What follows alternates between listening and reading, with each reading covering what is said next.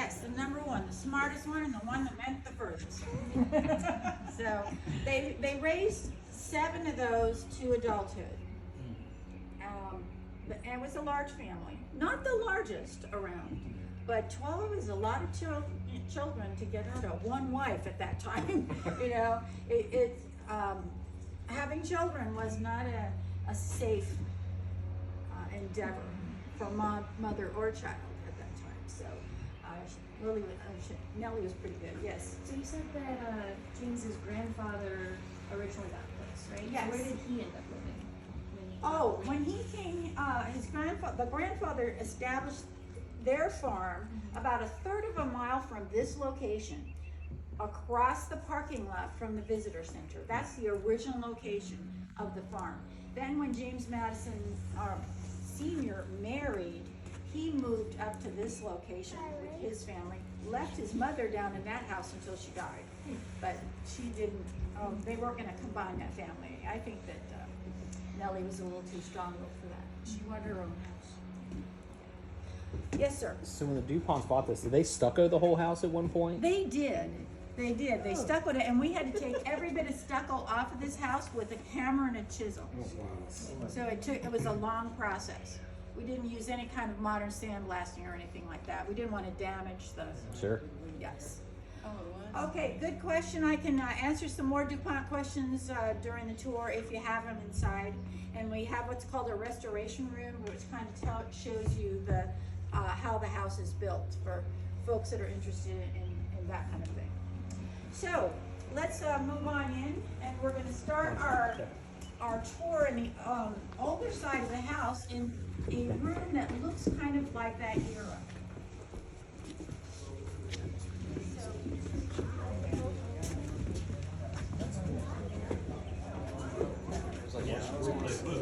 Had it small, my father did it, and then it just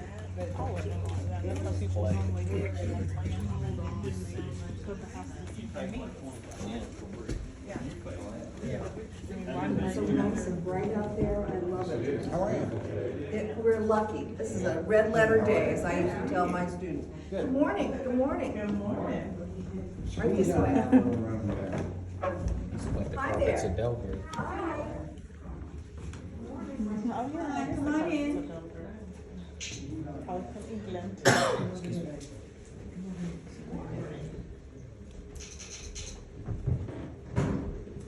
So come right on in. Now, on the portico, I explained to you that we're going to be seeing the house of James Madison's retirement. He retired, in 1817. So you're looking at this 1820s kind of style of decorating. This room doesn't look like that, does it? This looks colonial. This looks like 1750s, not 1820s. And this is because this is a room that James Madison actually prepared for his mother's retirement. Now, Nellie Madison lived to be 97 years old. And she outlived her husband by 29 years. And when Madisons were in Washington, Nellie took care of the plantation. She was a very able woman. And when Madison was remodeling, he told his workers he wanted them to create a one-floor apartment for his mother, so she didn't have to go up and down stairs anymore. So the original dining room that was in this space, he changed into her sitting room. That's why it's got the little room right there. That was her little butler's pantry. And in that room is the only colonial window left in the house. Madison added big modern windows in the house as well so that there would be more light in here. But this was a room where Nellie could entertain her visitors. She had her own space. Often she was with the Madisons in the other part of the house for dinner and that kind of thing, but if she wanted to, she could be by herself. She had many grandchildren who visited her here. She had her own personal slave who sat here, Sawney. Sawney was the same age as James Madison himself. By this time, he's retired, and he's here just to get or to run any errand that Nellie might need run. And people used to notice him and write about him. Him being in this room, sometimes they'd find him asleep in a chair, but most of the time he was, quite useful. So Sonny kind of appears in other parts of our story as well, so we'll talk a little bit more about him later.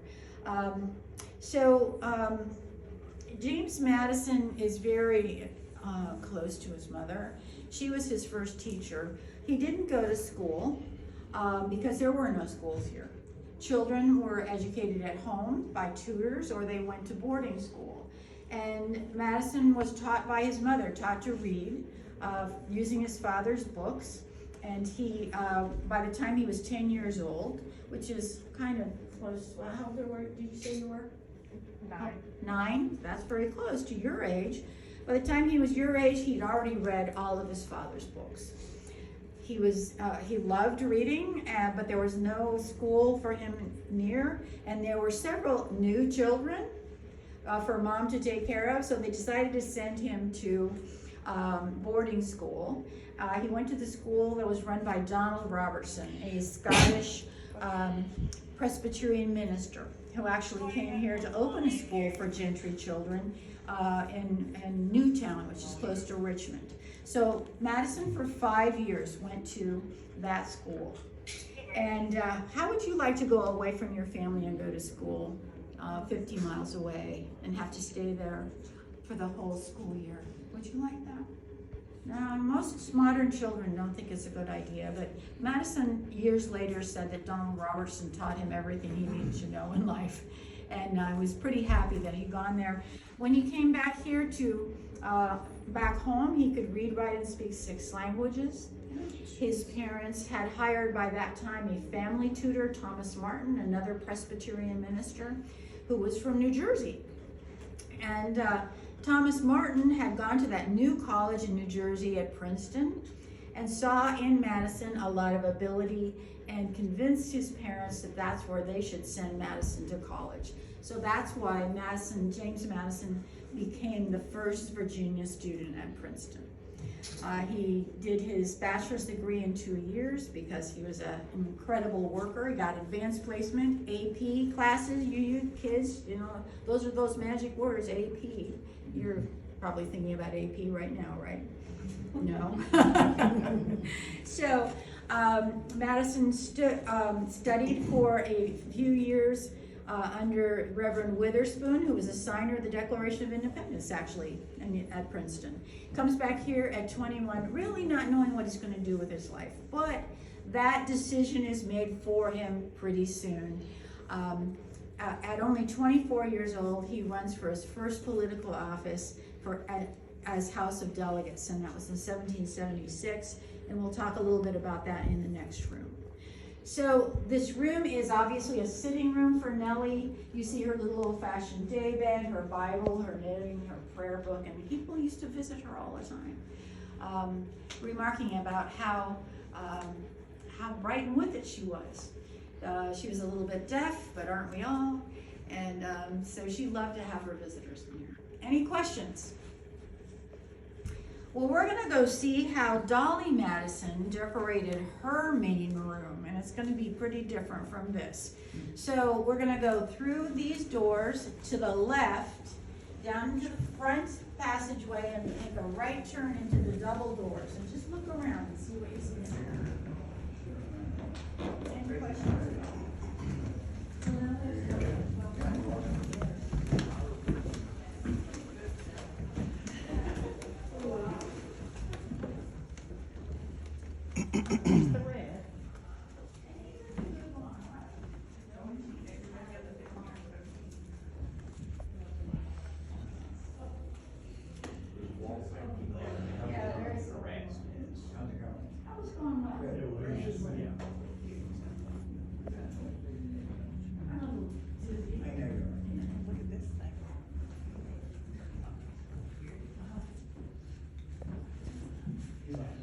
So I'm going to get back in here. So the rule I have my own rule for this room, besides the no touching. The rule for this room is, don't look at me. Look at the room. I will talk whether you look at me or not. It's not like the classroom. And you younger people, do you see these towering adults here? get away from them, get around in the edges so you can see what you can, because they get in your way. So for it. let's move around and see things that are interesting, okay? There's a lot of things to see in this room. This room was decorated by James and Dolly Madison, definitely with a purpose. They wanted to have a room where people would enjoy themselves, they would be able to converse, they would be able to learn things. Madison loved to talk about the things that interested in him. On this side of the room, you see part of his art collection. These two large paintings were the largest paintings in that 60 oil painting collection that Dolly's son had bought for them in Europe after the War of 1812. On the wall right here, you see Pan, Youth and Nymphs. It's by a Dutchman by the name of von Honhorst, and it was painted around 1650. So it was an old painting, considered kind of an old master. Europeans said that the Madisons had major works by minor artists. Which is kind of snarky, but I think it was kind of a backhanded compliment, because here in the colonies and later on in the United States, a really young country, they were considered kind of provincial, and to have such a big art collection was really impressive. Over here, Supper at Emmaus was one of 10 religious paintings that was contained in that collection. Madison had a massive, wonderful religious education as well as a classical education. And he also knew a lot about the Enlightenment, because Donald Robertson was from Scotland and part of that Enlightenment movement in Scotland. So Madison could talk about the Enlightenment in this room, the classics, religion, whatever subject came up. He could also talk about the Revolution. He had a copy of the Declaration of Independence on the wall. And on that side of the room, you see his colleagues from the early government. Madison was in his first office was House of Delegates at 24. That was the year he met Thomas Jefferson. Thomas Jefferson's on the wall right over here. He's also on the wall right over here. A great friendship is illustrated with those two paintings. He met Jefferson in 1776, and he was Secretary of State for Jefferson. The painting of Madison on this wall was painted when he was Secretary of State. And this is what Dolly looked like at that time. They're both Gilbert Stuarts. This painting hangs in the Red Room of the White House today. At least it did the last time I was in the White House. I saw it there. And how old is she at this point? She was probably in her early 40s there. When she married Madison, she was 26, and it was early 90s. Yeah, is pushing 40 there, and he's 17, maybe younger, maybe 30s. He was 17 years older than she was. Oh, yeah, so there's a large age gap there. But she was definitely, I mean, they hit it off. And we'll talk a little bit more about how they met when we get in the dining room. Okay. So you can see that there's many things from Madison to talk about. They even put busts of their friends and colleagues from the Revolution in this room. And people would write about the things that they saw in this room. That's why we have so much knowledge about what was in this space and kind of what happened in here. People always like to ask what this item is. James Madison was really interested in science. He was a member of the American Philosophical Society. So he had this generator, the static electricity generator, and he would especially like to pick on maybe someone your age to come over and help him demonstrate this. He would work up a charge on it, and then he would ask you to touch it. And what would happen, everybody, when she touched that? She would get a spark. A spark would flash, and she would get a shock. And if it was really a good day, her hair would stand up. So you would be totally humiliated at that point, but everybody else would have a good time. So does anyone have any questions at all about what they're seeing here? Can you imagine what was happening? Who are the other buses here? This is the Marquis de Lafayette. Okay. This man was, who are you? Edward Livingston. Edward Livingston was he was a friend of Madison's. He was about 10 years younger than he was. And he ended up being the Secretary of State for Andrew Jackson. And when Jackson came here, he came here too, and he saw all of these statues in this room, and he had this one made and gave it to Dolly as a gift. We thought that was a pretty good political move on his part.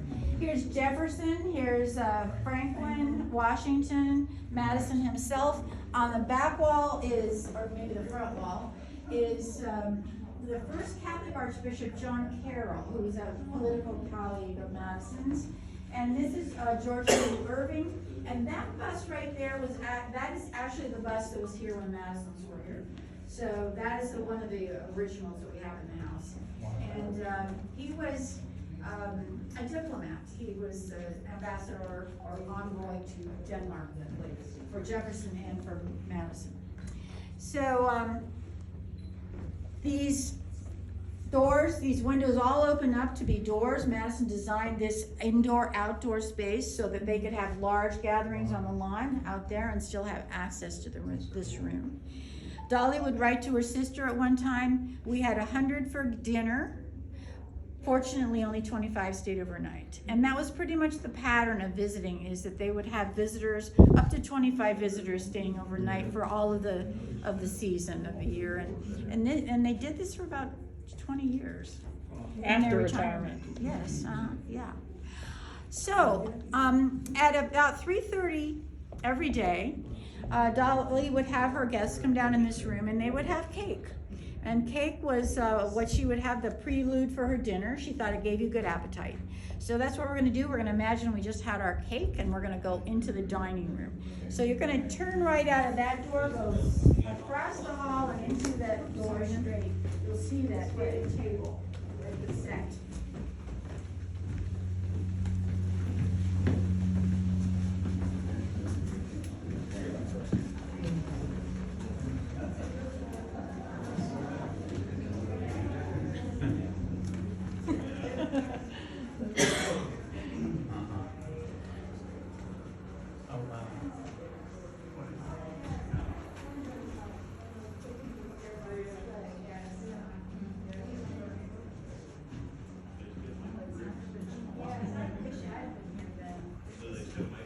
They don't, we haven't made them in a long time. We could never get them, we made some and we used them to make the little planters cottage. So it's not open yet, but our bricks were so bad that we made that we didn't want to put it in prominent ways. We still have one. So come right on in, there's plenty of room and there's some chairs over here. If anybody, if they're like me and their knees are feeling a little tired right now, take advantage of those chairs. So I'd like to see how everybody is just looking around and enjoying the sights in each room. That is certainly what Dolly would be wanting you to do. She definitely decorated in a showy fashion with a lot of color and ostentatious design. And of course that was very fashionable. You notice the contrasting design on the carpet, contrasting with the wallpaper, but kind of bringing it all into with color. So this is more a little cooler room, but still ornate and still quite, Liz screams, we're rich. Some people, you know, wallpaper was so expensive in the era that some people put the wallpaper on their walls with tacks, and then if they moved, they would take the wallpaper with them. So it's definitely something, it's really something special to have this wallpaper, especially all the way up to these high ceilings. So the table that you see here is one of two. Dolly and James would have had up to 25 guests at times, and so they needed a lot of seating in this room. I'd like to talk about James and Dolly in this space because he did wait quite to be a bit older to marry. He was 43 when he married. And Dolly had lost her husband in the yellow fever epidemic, and she had a 3-year-old. And they met and really hit it off immediately. I think it was because it may have had something to do with James Madison's brother having died of yellow fever in the same month as Dolly's husband. I mean, that's a common tragedy like that can really bring people close together. And both of them were very family oriented. They really cared a lot about their families and seemed to really enjoy each other's company. In 42 years of marriage, they were rarely ever apart. They never had children together. They raised her son as their son, and Dolly wasn't having to go through countless pregnancies, so she really had the time and the interest to take part in Madison's life and be influential. When they went to Washington, they stayed with Thomas Jefferson until their house was finished, and Dolly had the opportunity to help Jefferson as hostess in the White House for a few weeks. And she noticed what she felt was important about the dining experience. And she thought that she could create a dining experience that would be advantageous to her husband. He was, of course, Secretary of State. He was in charge of the diplomatic corps. And so they were always entertaining diplomats. Thomas Jefferson, on the other hand, was entertaining either Federalists or Republicans, but never both at the same time, because he didn't like them fighting and arguing at the table. And he didn't like particularly having women at his dinner parties. So Dolly thought that she would have the diplomatic corps, Federalists, Republicans, and all the wives would be welcome. And that way all the men would have to behave themselves. So her dinner parties became so popular in Washington that they really created a social scene that was more harmonious. And this worked very well for Madison's political career as well. I think it was a Mr. Pinckney who ran against Madison and said, "I ran against Mr. and Mrs. Madison. I might have done better had I run against Mr. Madison alone." Definitely Dolly was an asset. Remember I talked about Sonny in Nellie's room. People who visited here said that when they visited, there were always slaves in the rooms, ready to serve anybody who had special needs.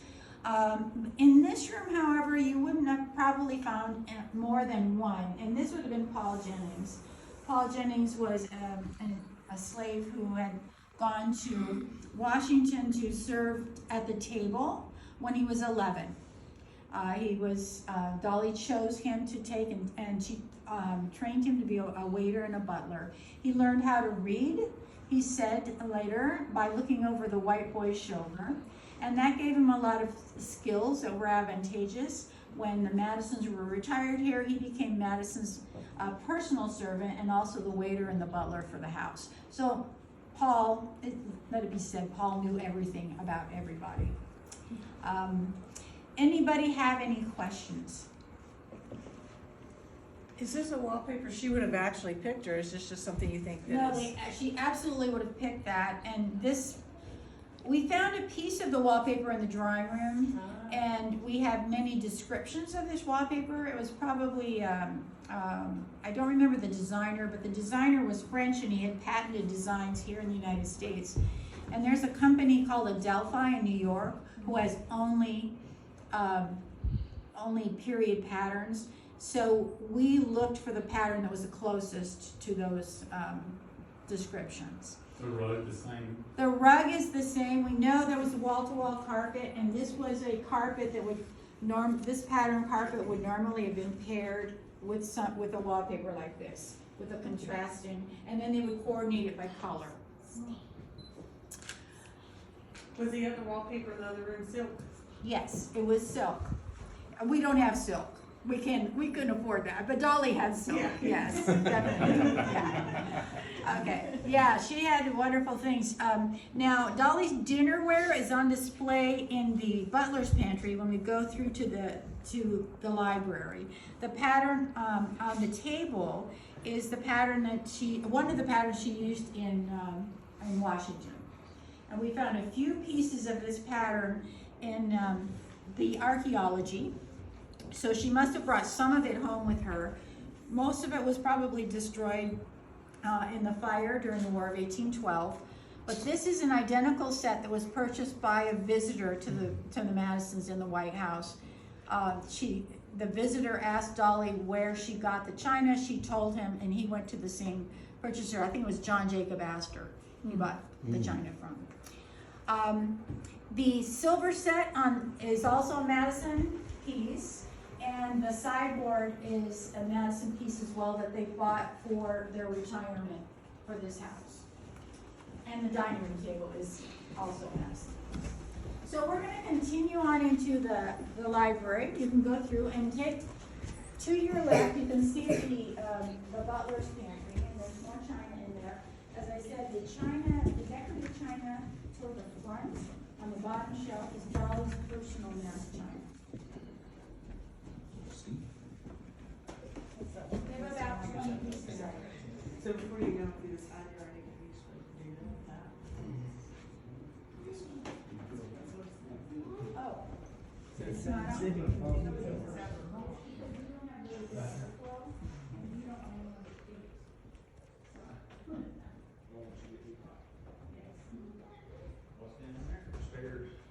Down in this, that's a good question. What's down here? The kitchen's down there.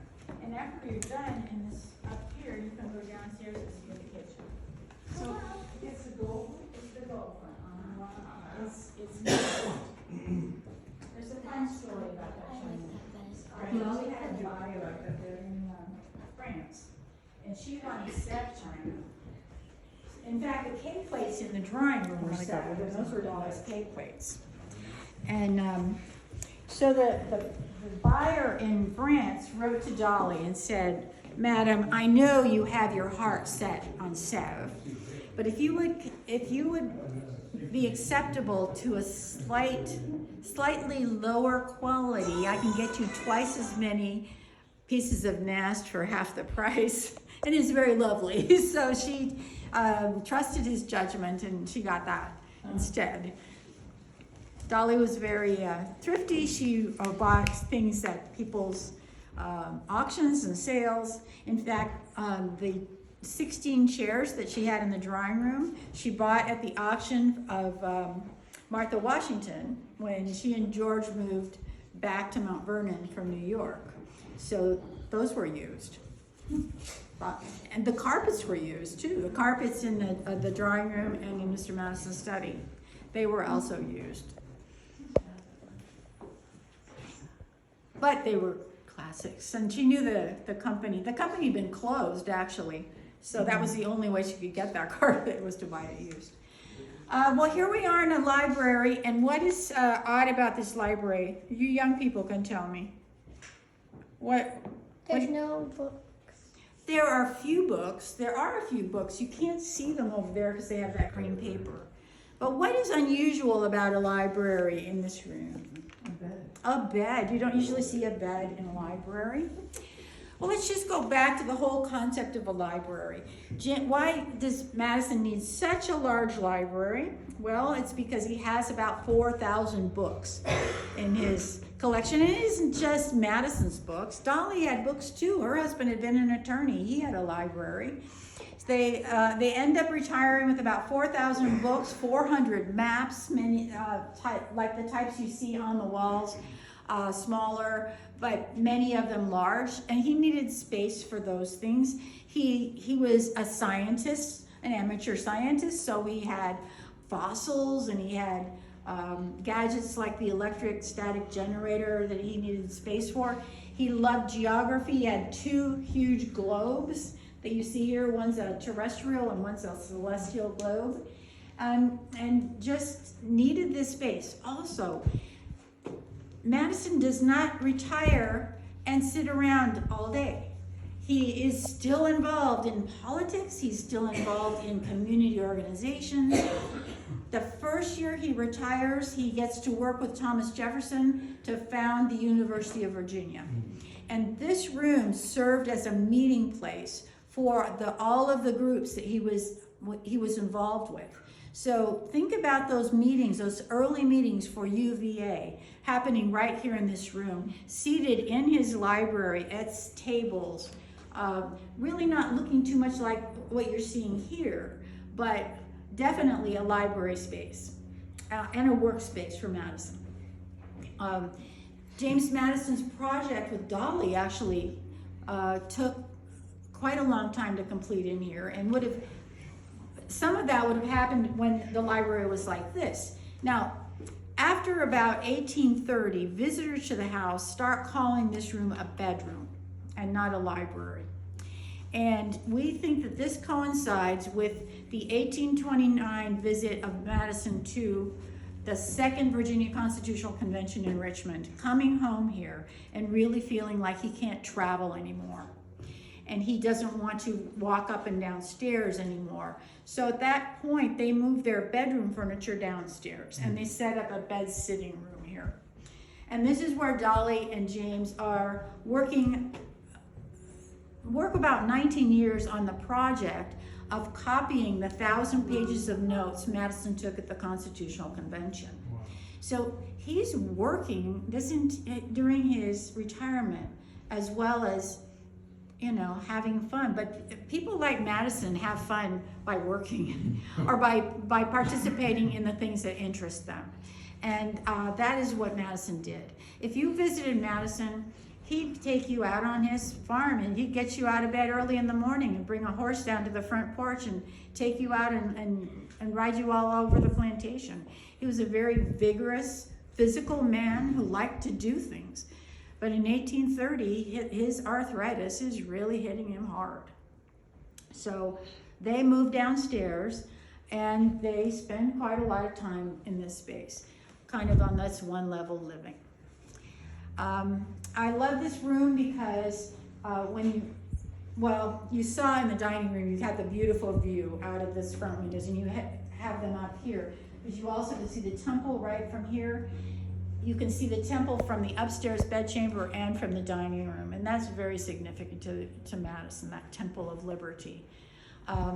When Lafayette visited here in 1825, he was here for 2 weeks, and people were here every day having dinner and walking out on the lawns and talking at the temple and talking about freedom.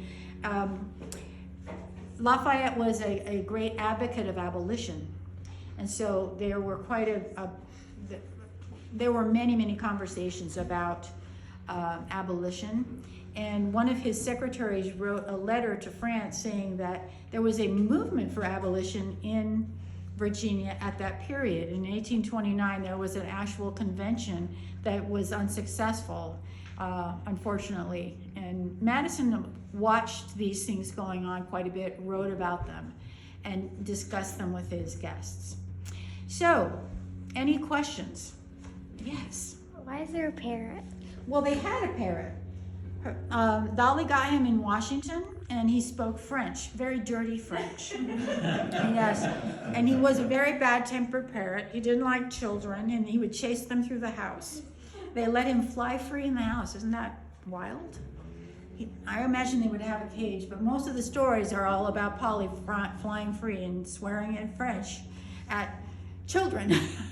Did Thomas Jefferson have birds too? I don't know if Jefferson did. Jefferson had dogs. He gave Madison dogs, and Madison gave them away. But this is the only pet that we have record of. So we're gonna go on into Madison's study. It's a little bit more crowded. We won't stay in there too long. I know this was during what were the 6 languages that he spoke? Oh, the languages. Well, let's start with Latin, Greek, Italian, Spanish, French, and English. And then he learned some Hebrew at Princeton. All right, we're gonna walk through this room, and this is probably a secretary's chamber, because they hired Dolly's brother John to help with the project of copying and editing those notes for the Constitutional Convention.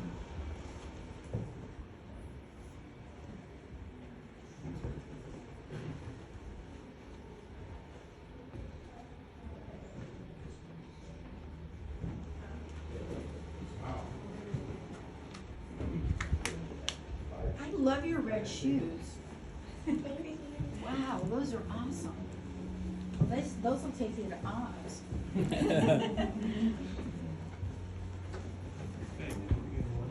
Dolly would have liked those too. They're actually purple, aren't they? Purple? I think they match the rest. Yeah, they do. They look great on this rug. Oh, welcome everyone. See another picture of Louis XVIII on the wall. You notice all of the artwork in the drawing room were they were not oils, they were lithographs, and we actually had an inventory of all those images, and we were able to go around that room with that inventory and put all those pictures up exactly the way they were on the inventory. They all grouped themselves. We don't have as much information about this space, about the room, but we chose the maps on the back wall particularly because the map, this was Madison's father's map of Virginia. This is the Fry Jefferson. The one in the library was the Bishop Madison map, and that was his cousin's map that he published in 1800. So there's a progression of maps, but in the center here is a future map of Washington, and that was what Washington was going to become. And Madison was very invested in Washington being the center of the country. Without having any allegiance to another state government. It was his own federal place. And so after the War of 1812, he and Dolly, the very next day, came into the city, which had been burned, and then a great storm had come through the city. And they came in with soldiers and actually talked to people and asked them not to leave, said, don't leave, we're going to stay. We're not gonna move the government to another town. And they were, they didn't have the White House to live in anymore, but he finished his administration really making sure that Washington stayed in Washington. So that map would have been really important to him. So here we're in a very beautifully decorated room, which was Mr. Madison's study. Now remember, he's retiring at 1830, staying home, writing to his relatives saying we're not going to travel anymore. This is the late period of his retirement we're talking about here. He doesn't walk very well. Harriet Martineau visited him during this time. She was an English abolitionist, and she talked about, she was here about 2 weeks, and she said some days he was on his legs, other days he was not on his legs, which means he couldn't walk. He'd usually figure out a way to get around though. And Madison was such a good-humored man. He always wanted to be where the people were, where the guests were. He didn't want to be totally by himself unless he had a reason. And so Paul Jennings, if there was a dinner party, would put Madison in a real comfortable chair, and then he'd just open that door and sit him in that doorway, and that was it. Then he could take part in the dinner conversation. This room, of course, could be is smaller. He could have private, smaller groups in here, or just one person. All the doors have interior locks so that they can be totally private in here. And during this late time, he probably would have spent time in bed during the day doing his work. It was harder for him to sit up, although he was prescribed a rocking chair by a doctor, and we have a letter to the doctor telling the doctor that he got some relief from his arthritis through the motion of the rocking chair. So this, I think you can imagine Madison being pretty private and comfortable here. We do have a great letter too from a niece of Dolly who was visiting her Aunt Dolly here, and she writes to her mother. She says, "We were seated in the dining room." Now imagine in the summertime, all these doors are open. The dining room's door is open because that's how the air is flowing through the house. And she says, "Aunt Dolly and I were having a conversation, and Uncle James was throwing witticisms from his room." So he's kibitzing on their conversation. And I just want to emphasize to you young people and children in the tour that James Madison really did like children. He thought they were important, and when you were here, he would follow you around sometimes with this little tiny mini globe, and he would give you quizzes on the continents and the oceans. Dolly must have picked out the wallpaper. Yeah, well, yeah, this is not, we don't have any, this is a typical parlor paper. I mean, a smaller room, not a big room. We got it from a parlor, I think in New Hampshire, this idea. We chose this color because she's very fond of this color. Yeah, and that's true, that she probably would have picked this.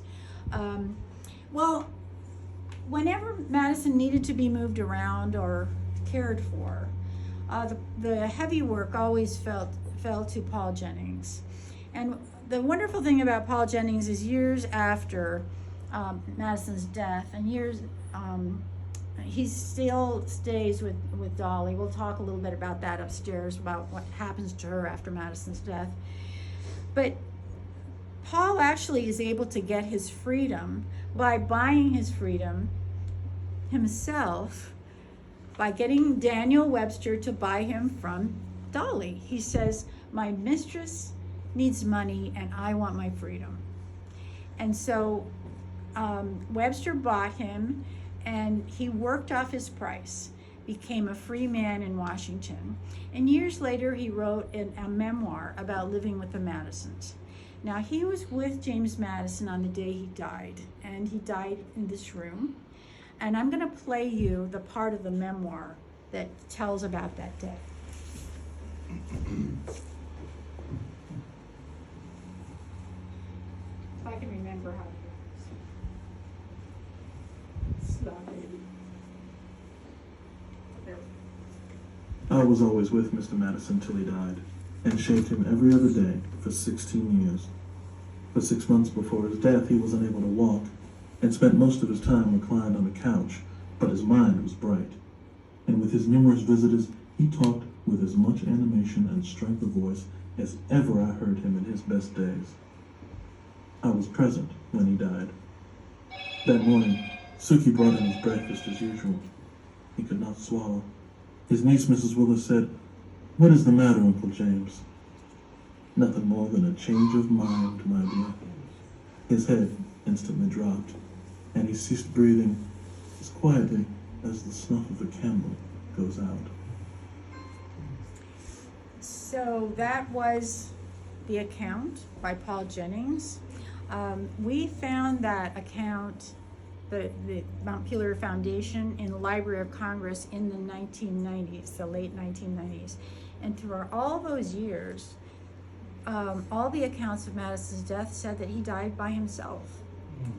So that was really quite a discovery for us to find that he did have last words and the nature of his passing. So with that, we're going to go upstairs. We have 2 more rooms upstairs. Does anyone have any questions before we move on? Okay, then what I'm going to do is, sir, you can lead us up. You're going to go in the second room on your right. It's the one with the open door. His slaves remain on the property even after Dolly died? Pardon me? His slaves remain on the property after Dolly died? Yes, yes, and I will go through that, and I'll kind of answer that question up in that. Thank you.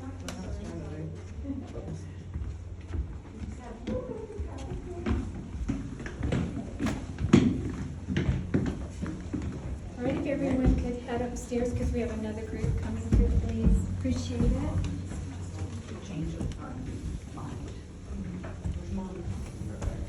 Tell her to come on, she got traffic jam.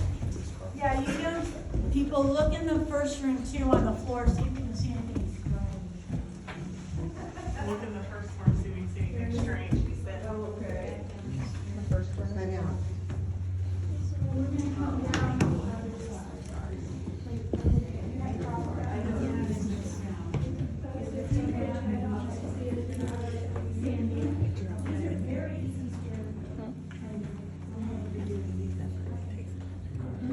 See anything strange in there? Wallpaper doesn't look good.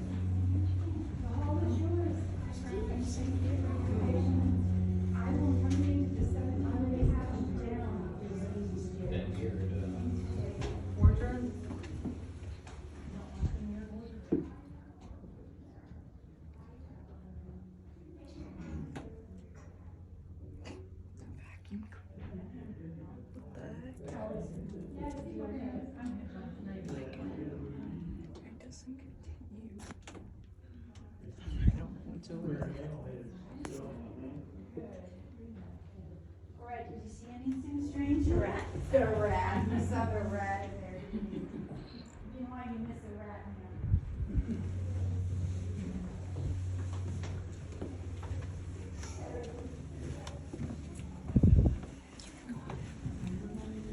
there? All righty, here we are. Now, what was that question somebody asked me when we were leaving? Slaves down. What? Did the slaves stay after? Oh, the Dolly slave passed? stay, right, okay. Usually, yeah, I missed a couple things down there. One thing that Madison did in that room downstairs was write a document called Advice to My Country. He wrote, and in that document he said that the advice that was nearest in his heart and was that the union of the states be cherished and perpetuated. The other thing that he wrote in that room was his will. And in his will, he left the entire plantation to Dolly, all of his property, and that included the slaves. The slaves were property, and he left instructions for them. He said that slaves would not be sold without their permission. Now, a few years before that, he had sold 16 slaves to a kinsman who was moving to Louisiana. Those were the only slaves that Madison, that I know of, had been sold in a group. But he did not want his slaves sold because we were coming into the heyday of the domestic slave trade in the United States. And whenever someone died, that's generally what happened to the properties. It would get sold and the slaves would all be sold, and there wasn't much care taken to keeping people together, and they would have to leave the state. And even if you freed them, they would have to leave the state within a year, and if they didn't, they could be re-enslaved. So what Madison did is he left that burden to his wife to make all those decisions. It was quite a burden for her, but he said, no, they can't be sold without their permission or for bad behavior. So she lives another 13 years and really tries to keep these slaves together as much as she can. When she sells the house to Mr. Montpelier, Henry Montpelier, he buys about 50% of them, about half of them. We have the list that he has. And historically, when you look at the emancipation records, most of those slaves did remain in Virginia. The others she deeds to her son, and he was addicted to gambling and alcohol, and did sell a few. I think most of the ones that were sold, though, were somehow related to Dolly's lady maid Sookie, because Sookie's children always were troublemakers. I think Sookie was a live wire. She was just one of these.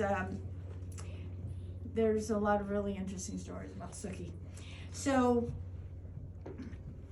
in regards to the question, the slaves, yes, most of the time for the rest of Dolly's life, they stayed here until she sold it. Then they still stayed here, the half that stayed with the, pretty much as this, with Mr. Moncure, and those others stayed with Payne Todd until he died. And Payne Todd freed all his slaves when he died. That was a problem because Payne Todd had debt, and so some of those creditors tried to seize the slaves because they were property. However, Payne Todd had also broken the law by overstaying his 6 months in DC, at which time slaves were automatically freed. So those slaves went to a judge and sued for their own freedom, and they got it.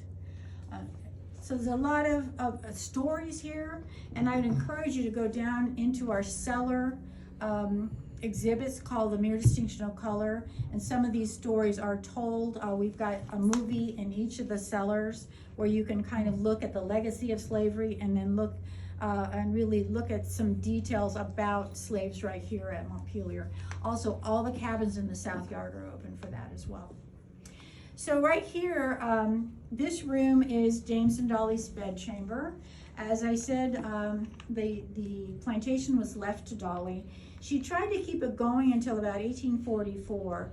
Mr. Montpelier tried to buy it immediately when Mr. Madison died, but she knew she had that responsibility that he'd given her, and she tries to keep it going until she realizes that she just can't do it.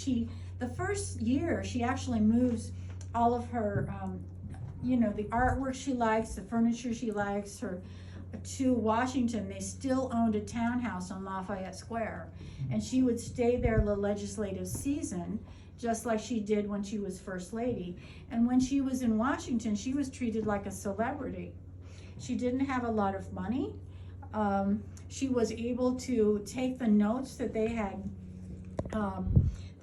so laboriously copied over for publication, and she got the Congress to buy them. She couldn't get a publisher to buy them because we were in a financial depression and nobody was buying anything to publish. So they bought them, and they bought Mr. Madison's papers, and she was able to live on that money. And was invited out to every occasion in Washington. She sent the first telegram in Washington. She had honorary seat in the Congress. And if Dolly Madison came late, they would start over. That is how much she was honored. She had the largest funeral up until that time, filled St. John's. So yeah, basically that was what happened after Madison died. It's a long story. And of course, this room was described by many visitors, so we are very sure that it looks pretty much like you see it here. This bed is the original. There were 2 mahogany beds in the house. One's in this room, one's in that room. Now, you saw the rat in the next room, didn't you? Did you kids go see the rat on the floor? You didn't? Oh my goodness. Well, let me tell you the story and then you can peek in there. We knew how to furnish this room because we had a lot of descriptions of it.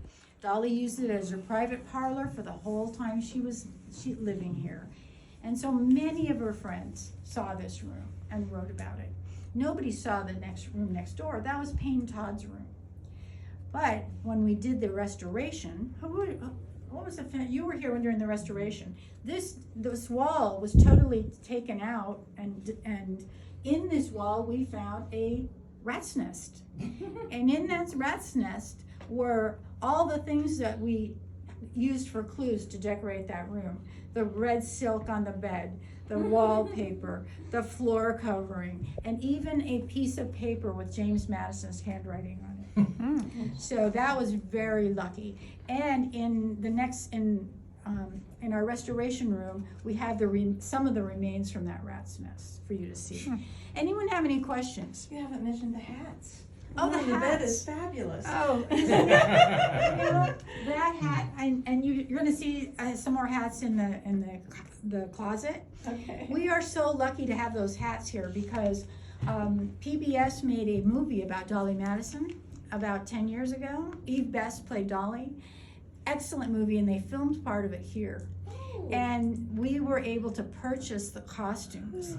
So that gives us a lot of decorative items that we can put in the rooms. So, yeah, you have a good eye for hats. I do. Yes, so let's move on to our last space. This is a fun group. All right. So here's the closet. There it is. You can kind of see the construction of the closet. This room, see that circle right there in the wood? That is a repair because the DuPonts put a bathroom. So we had to take that all out and recreate the closet. we found these timbers in a barn. They dated them by the nail holes, so they were dated properly, so we used them to reconstruct the closet here. But let me see, we have some hats in here too. I So- see some wallpaper still in there too. Yes. Is that from the Yes. remodeling and the Oh, yeah, and restoration? that was, we put that in there because when people did, put wallpaper in a house or put new drapes in, they always got extra, and they saved it because, racks.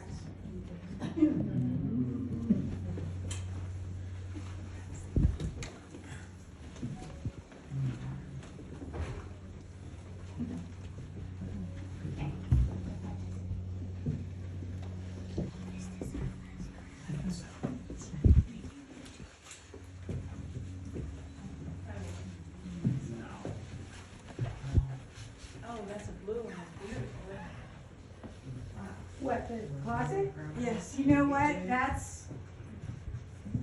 we didn't have appropriate furniture for this room to the date that we wanted it. So Mount Vernon Foundation loaned us that piece, and it's spectacular inside. I wish I could open it for you. What we did is we created some of these bookcases. These bookcases were, we used a model of a slave-made bookcase that we found on the property here, and it was dated appropriately. And so we created these bookcases, and this one we put the cubbies in, and the large areas down below where you could put the larger books. And inside that cabinet it's got cubbies on the top, and it's got the tall spaces on the bottom for the folios, and then it's got a desk that pulls out and a drawer. I mean, it's just incredible. So they didn't have filing systems like we have today. So you can see that the correspondence was bundled. It was folded and bundled so that they would just put it in there to save it. And it was very meticulous correspondence. Sometimes it would say burn after reading. A lot of the Washington's correspondence say that. Sometimes it would say, well, nothing was thrown away. No correspondence was thrown away because some people at the end of their lives would look at their records and would write to people and ask them for their correspondence back because they didn't want it public.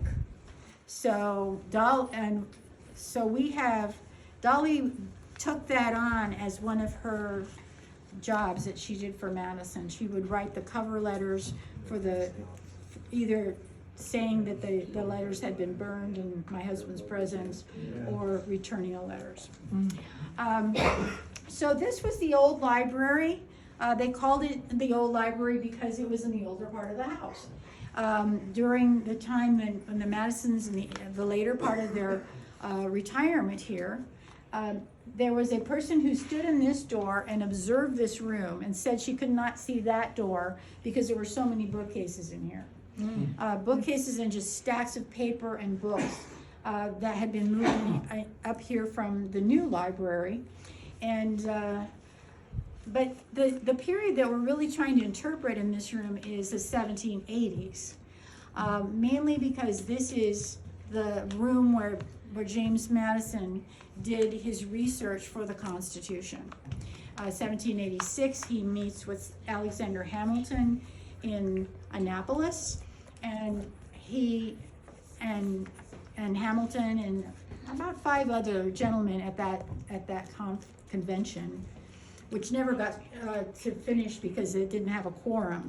So they decided to discuss the really contentious problem of the country, this new country that was falling apart because it didn't have a strong enough government. And so Hamilton and Madison agreed that they would call a convention for the next year. 12 states agreed to do that. And so Madison at that point says, well, I've got to get to work. He comes back here to Montpelier.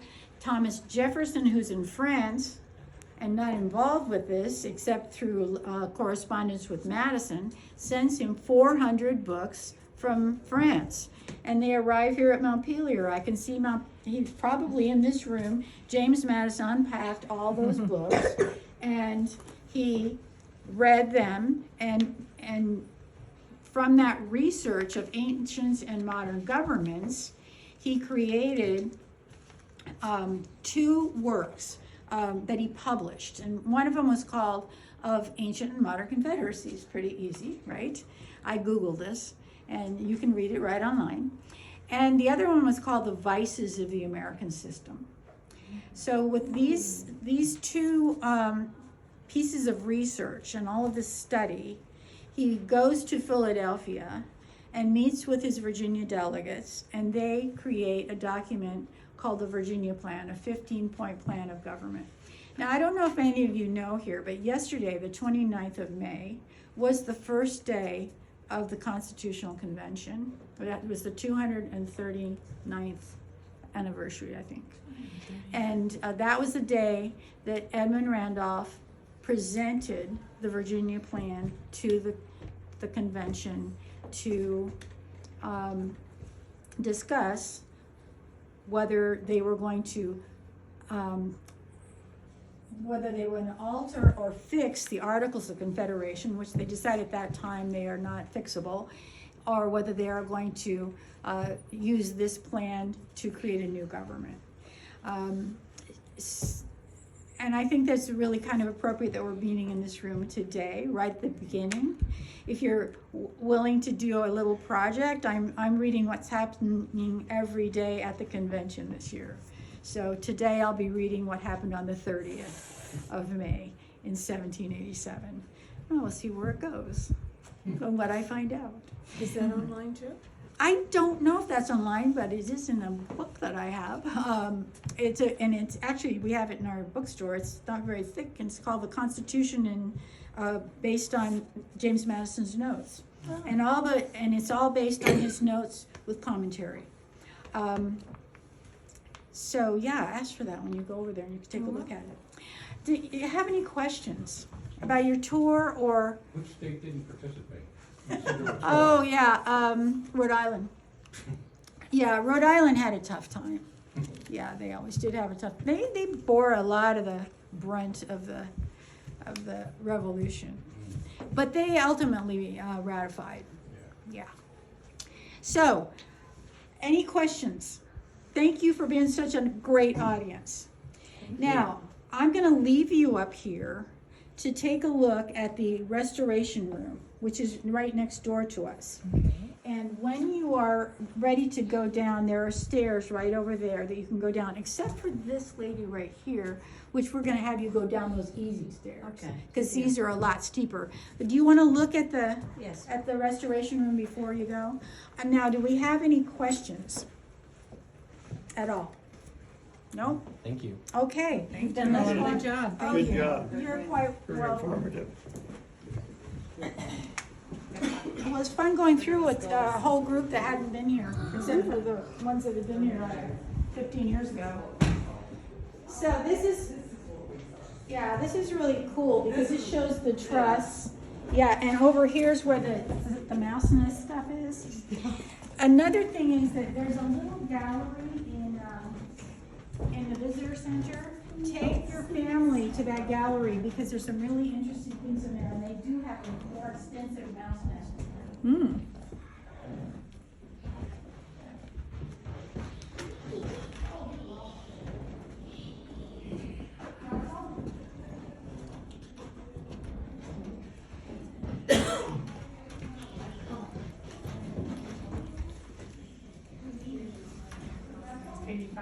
This chair rail ghost.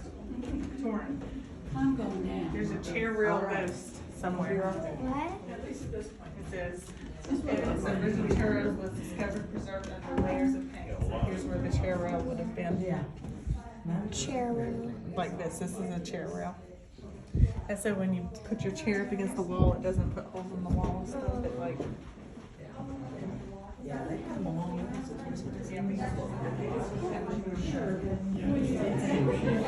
That's a safer staircase on that side. Yeah.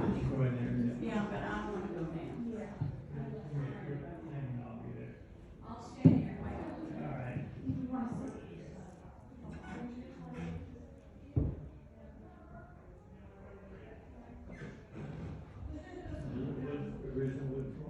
original, yeah, 80% of our floors are original. And I'm gonna come back and help.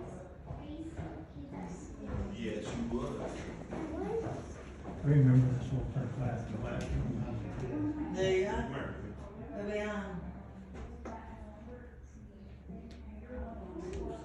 You okay? Yeah, I ain't gonna come back. Okay.